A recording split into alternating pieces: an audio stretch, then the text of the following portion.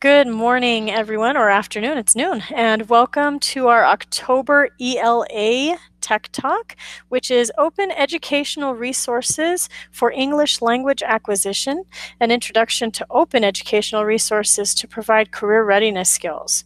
My name is Jamie Trujillo, and I will be moderating the webinar today. And our presenters are Dawn Dutton and Montserrat Ollanadel from NMDELT. So before we get started, please just make sure that you put your name and your program name in the chat so that we can give you credit for attending today's webinar. If you are unable to access the chat, please make sure that you are logged in with your NMDELT account. That could be an issue. Or if you just absolutely can't access it, please feel free to send me an email at jamie@nmdelt.org, or you can contact me via Hangouts. And with that, I will turn it over to Montse. Thank you, Jamie, for the introduction. Good morning, everybody. And hello, everyone listening. And we are really excited for this TED Talk. So we would like first to welcome you to the second language acquisition TED Talk, as Jamie mentioned it in the beginning. This is the second TED Talk of this series of during this fall series, 2018. We've been trying to do a career preparation and also TED Talk to support teachers, and also to share our best practices. As you know, we are teachers. So we've been experimenting and trying new things in our classroom, and we believe that this is the best way to share our practices. You can also see our information there, our pictures and our emails. So please, if you have any questions, please email us and share with us your comments and concerns. So even feedback is always welcome. And like Jamie mentioned it, today we're going to talk about open resources. And we are really excited about this TED Talk. We have a lot to share. And I would like to welcome my co-presenter, Dawn. Hello, Dawn. Hello, everyone. Today's objectives are, thank you, Montse, happy to be here. Today's objectives are all about OER, of course, and we want you to be able to define, number one, OER, and we want you to be able to search and find appropriate OER for use in your English class. And you will learn today about the 5 R's, a foundational piece of all OER, and that we hope that you will have, you will have access and you will be encouraged to use at least 1 or 2 lesson plans that every student can access, which is a big part of OER. And Montse? Thank you, Tom. Yeah, these are great objectives. And before, just to give you a little background, just mentioning our last TED Talk, last month, we were talking about the WIOA is requiring that ELA instructors must include components for career and workforce preparation. Transitioning helps students to transition to post-secondary education, and also we have to help them to enroll in training programs. And lastly, we also should support students to find better jobs in in-demand industries. So additionally to that, we have to keep teaching providing instruction that will help learners to achieve competency in the 4 English language areas. So for this reason, as the adult education programs around the state, we are in a transition to become career pathway programs. It's really important now that we start integrating. I know like I mentioned, it's a transition. So slowly moving forward to become a career pathway programs. And there are 7 key points that will help us to qualify as a career pathway program. And I'm gonna talk about this really general. And of course, if you have any comments, please use the chat to communicate. I would love to just have a little discussion if you like to add something, and please don't jump in. So the first one is what the first key component will be in-demand industries. This means that we have to align content that is based on the in-demand industries that we have in our community. So you have to be aware what are the industries, the primary industries in your in your community. And actually, we're going to talk about that in our next TED Talk, some of the strategies that we've been using to identify these industries.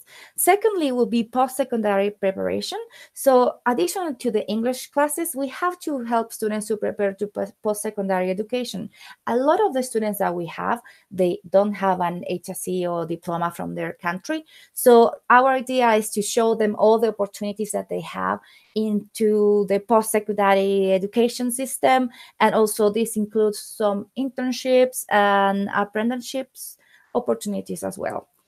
Support. The third key is provide support. And it's mainly when you have that person in your program that provides the advising component.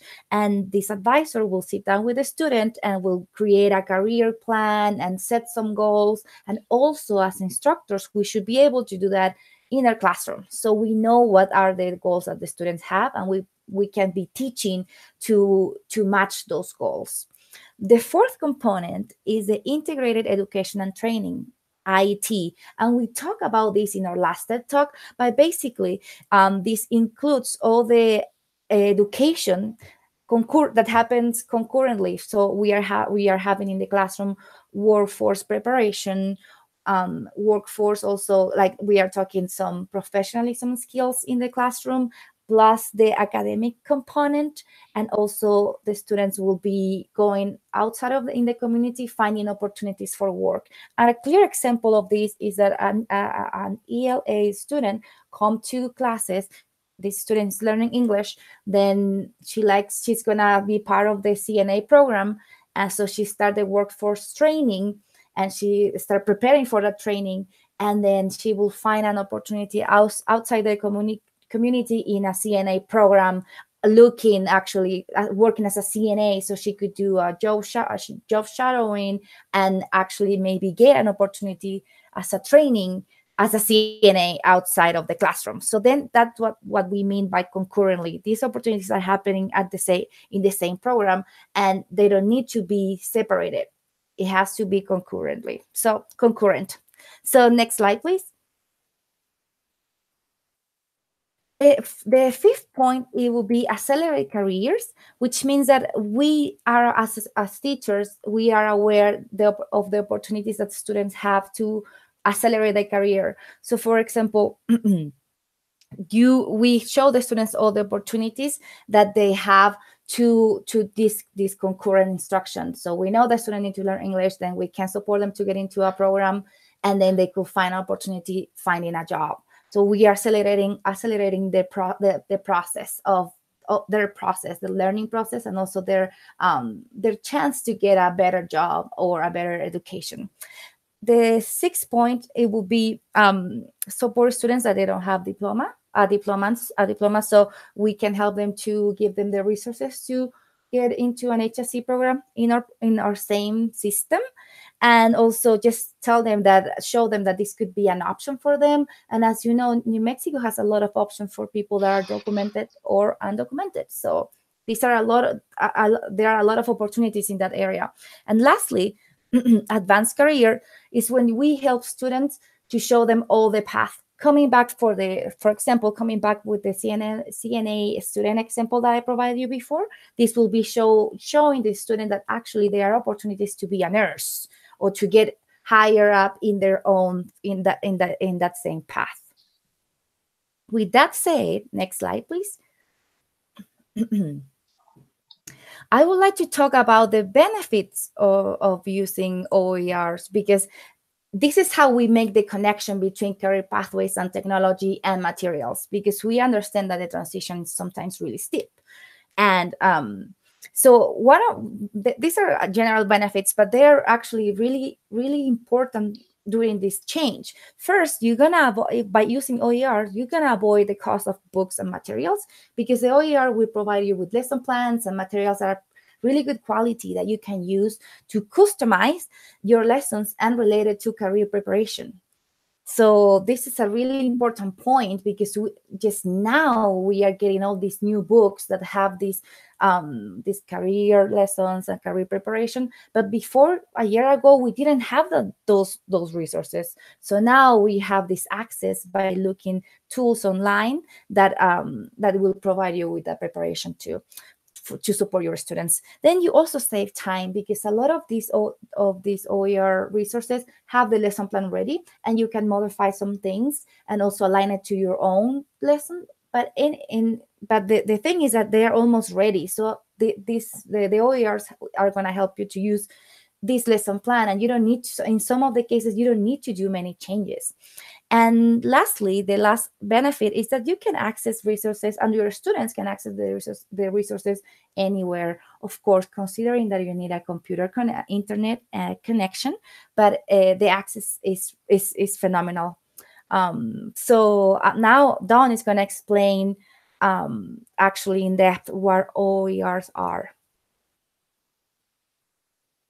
By definition, open educational resources are any type of educational material that are in the public domain or introduced with an open license. The nature of these open materials means that anyone can legally and freely copy, use, adapt, and reshare them. The 5 R's, the famous 5 R's, are reuse, remix, revise, retain, and redistribute. The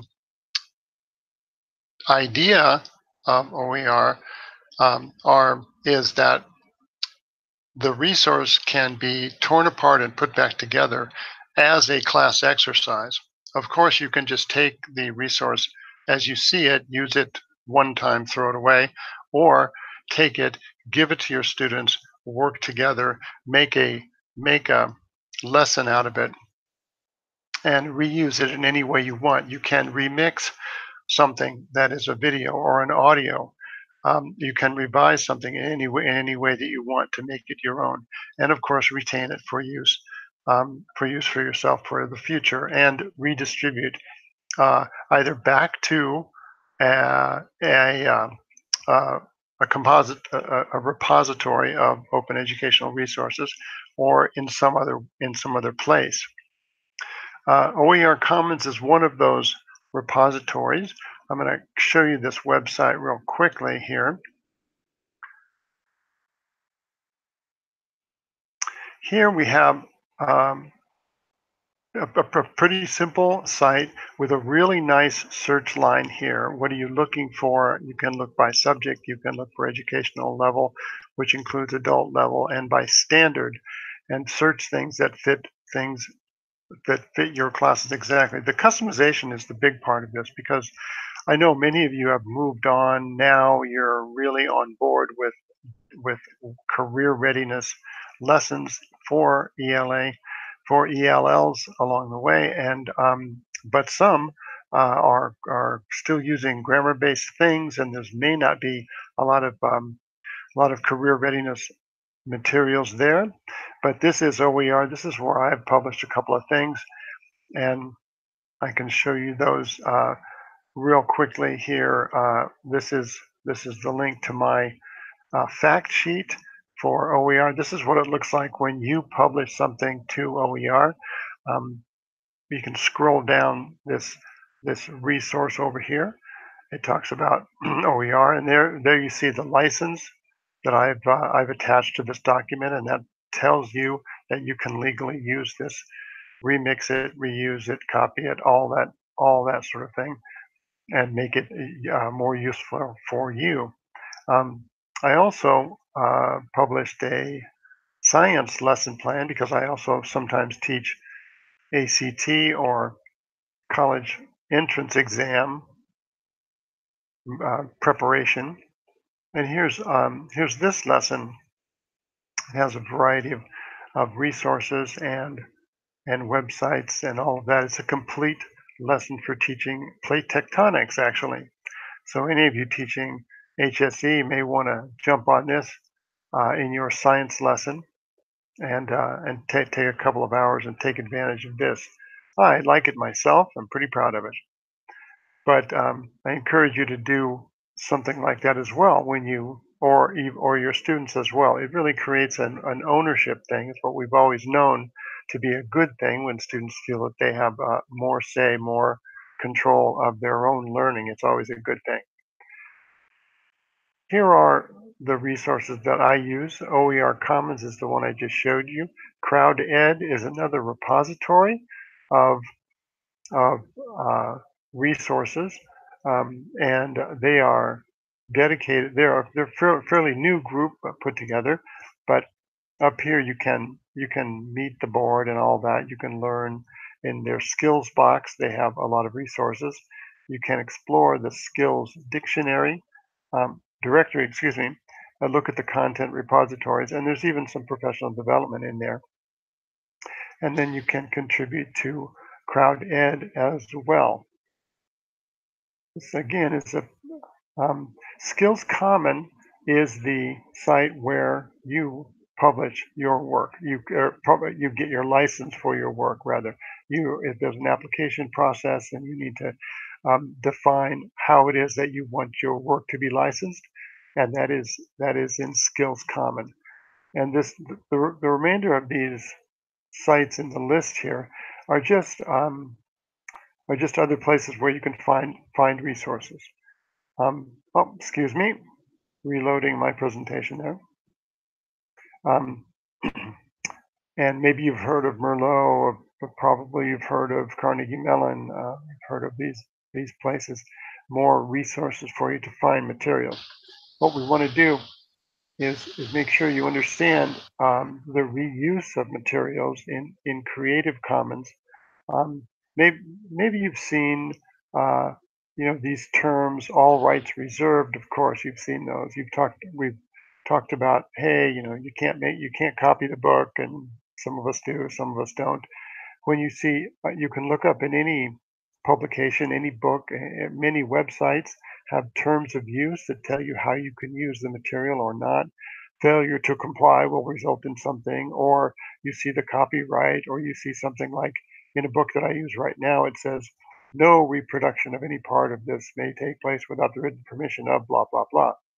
And with OER, we don't see any of that. We do see a license that may say you can't reuse their information and sell it for profit. It's a non-commercial use or something like that. Here, in my next slide, if I can get to there, that is what the license looks like. And I think there are about 7 different kinds of licenses that an OER can have, and some are quite strict, some are quite broad, and that's what you're going to see, this symbol here on the right. Now, to give you an example of something that we have used, Mose and I, is here. From the Department of Labor, they have this program called Skills to Pay the Bills. I'm going to open that up here. And I'm hoping that this whole presentation will be on our website, nmdel.org, for you to access later on after we're finished. And you can go and see all of these links that I'm showing you here. This particular lesson that I look for is communication. Communication being a 21st century skill. It's basically based on kind of like customer service communication. But I like the way this lesson plan breaks down what it is, what you're going to do. There's some background to what the employee expects, what you expect, what's going to go on in the conversation, some notes to you, and then here's the lesson. The lesson is, what's the point? And it's a lesson about communication and trying to remain clear in communication. Receiving or talking, listening or talking, both parts of communication need to be done clearly, and it's okay to ask questions. So I'm going to go back to my screen here and go to the next screen where I've written the conversation. This is something that's beautiful, because for us in English classes, we want something we can just grab and throw it up on the screen. Here it is. almost any level of ELL can understand this. Not the beginning levels, of course, but with a little bit of help, maybe going through some of the vocabulary here. Just quickly, the scenario is a woman has just got a job as helping out, as a landscaper, and she arrives at someone's house, and the man says, "You're finally here," and he's kind of upset, and she explains that she's here to mow the lawn, but he's not happy with the work, and she says, "I wasn't the person that mowed your lawn, but I'd like to hear why you're unhappy." And he says it was just a mess, and she says, "Can you be more specific? What exactly did you like?" So as you can see, she says at the end, "We just don't want it to happen again." As you can see, it's kind of a quick customer service lesson in communication, and it really applies to any job. And we know that we're always looking for things that are workplace related. They're not too specific into a specific job that might eliminate or students might lose interest in. This is something that everybody needs to learn on a job, and this is why we like this. It's a really good way to customize a lesson. The site Skills to Pay the Bills offers these lesson plans and also offers a conclusion here. They explain why it's not a good idea to cop an attitude with somebody or get defensive with someone. And there's some questions here, some follow-up questions that you can do in the class. What would happen if this happened? What would happen in a different situation? There's a journaling activity, and there's an extension activity. So these lessons are pretty good and pretty complete. I did want to mention one other thing in case you're really interested. This is a really good site called achieve.org, which offers these 8 rubrics for the purposes of evaluating a resource, a lesson plan, a curriculum, a resource that you find there. And you can just see these rubrics are based on, is the content aligned? How is the explanation of the subject matter? Does it support the teacher? Is assessment clear and used, informative, and you're checking for understanding along the way? All of that. Technology, of course, is involved. And are there a lot of practices and application of the material, and deeper learning, or how is the critical thinking piece working? And these are some of the things. I encourage you to go back and access this screen, these slides here on our website, and take a look at some of these, or look at them on your own. And next screen is Monse, please. Yeah, and thank you, Don, for that information. Something that also we forgot before, I'm not forgot, but I would like to show you is that the application of OER. And I'm going to share my screen really quick. I know we don't have much time, but we really want to show you how to research in the OER website. So let me share my screen and I will show you right now. So so when you get to Don, are you seeing my screen? Mm-hmm. Is that clear? Perfect. Thank you. So when you're looking in OER Commons, that's a website that Don mentioned before. This is how it's going to look, right? And he also said, well, you have to put some topics. So as you see, these are the topics that I've been researching for ESL or ELA. Sometimes ELA is confusing because it could be English, language art or something. So sometimes it's better to use ESL. And if you use career lessons or career readiness ESL, and then you click in the education level, you choose adult education and search, you're gonna find a lot of resources. So I encourage you to be open-minded because you're gonna have to research and look and review each of them. However, the quality of the lessons are pretty good. And then here you can filter by education, by subject area you have there, and then language use, and you have a lot of other let's say you can filter the lessons. So, and as you can see, they are learning strategies and self-management, and a lot of them. Let me come back to the research menu. So then if you look for just ESL lessons. Let's see here, adult education. So this is what also we wanted to show you, is that you can choose the level of the material. So then, for example, you have health, mobile ESL, and if you click here, and I think Don already show you the main components of the lessons. They're all different, but actually, look, you can find the same icon that Don explained it before. So you're able to use resource and adapt it to your lesson and enhance your plan. So this is we are really excited about this tool.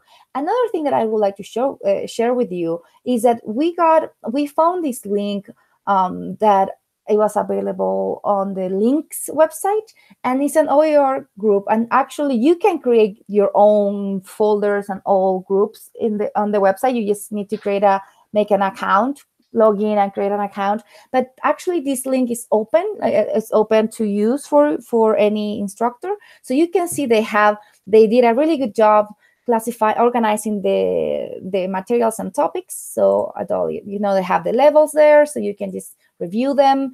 And I will encourage you to check this out. As Don mentioned before, we're gonna have this presentation later available for you to review, and you can go and check this group, because it has a lot of resources that they are really useful. We've been using a lot of them in our lessons, so I hope this is important information for you. And now I'm gonna give back to Don. Perfect. So, and then just to conclude the TED Talk presentation today, we are aware that 30 minutes is not enough. So we encourage you, please, if you have any questions that you would like to follow up with us, we will email you back. We will have a conversation. So please do. And also, next, we have already prepared our third TED Talk for the fall session, and it's going to be November 8th. And the name of this TED Talk is Career Clusters in Your Community, focusing classroom lessons planned on local workplace opportunities. So this is the part that we were talking about. Identify your main industries in the community and how these help and how you can create lessons. So we're going to give you an overview about this topic. So also we are, as you know already, I hope you enjoyed this presentation. We are the New Mexico Distance Education Learning Technologies team, NMDELT. We provide training, support, resources, networking opportunities, and professional development.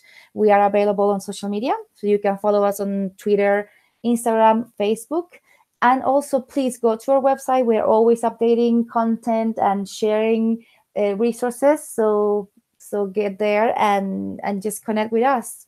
Thank you for joining us today. So let me quickly mention that there aren't any questions in the chat yet, but of course there is a little bit of a delay. So if anybody has any questions, you can type them in the chat, or you can definitely go to nmdelt.org, www.nmdelt.org, go to connect with us, meet the team. You can get our email addresses. You can email Monse or Don with any of your questions. And as far as the survey link that they have put on this slide, I cannot, unfortunately, put a link in the chat. So please pause this video, copy this link, retype it. Take a picture. Yes, take a picture of it. Take a picture. And please know that it is case sensitive. So what is capitalized must be capitalized when you put it in your URL bar. But yes, if you could please fill out that survey, we would greatly appreciate it. Dawn and Monse, did you have anything else? We still don't have any questions. Oh, good. I just want to say hi to everybody and thank you for joining us. To all the people around New Mexico, we are really happy to have you here, and we appreciate that you are joining us today. Thank you. Yes, thank you all for listening. Absolutely. Thank you all so much, and have a great rest of your day.